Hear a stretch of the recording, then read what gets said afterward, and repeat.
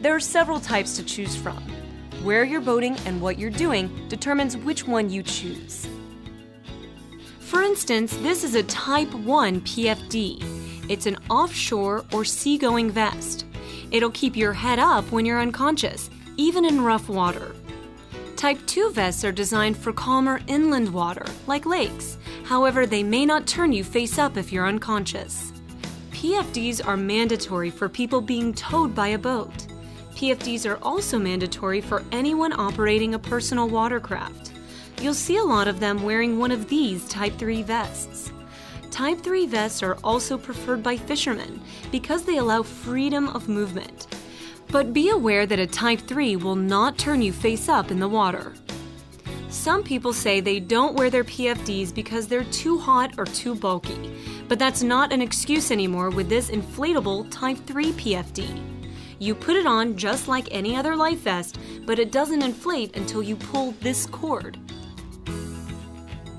Because you do have to pull the cord, this type of PFD is not a good choice for activities where there's even a small chance of being knocked unconscious, activities like riding a personal watercraft or wakeboarding. However, there are versions of this vest that will inflate automatically if you fall into the water. Just remember that children should not use inflatable PFDs. The U.S. Coast Guard has approved these vests only for people 16 and older. This is a Type 4 throwable PFD. If you're operating a boat 16 feet or longer, you must have one of these on board. Type 5 PFDs are special use devices designed for specific activities. One Type 5 used for recreational boaters is this belt-style inflatable PFD. For those of you worried about unwanted tan lines, this PFD is a great option. This PFD is U.S. Coast Guard approved only for people 16 and older. PFDs come in children's sizes, and it's important to keep PFDs on all children at all times. Be sure to select a PFD that's designed to keep their head above water.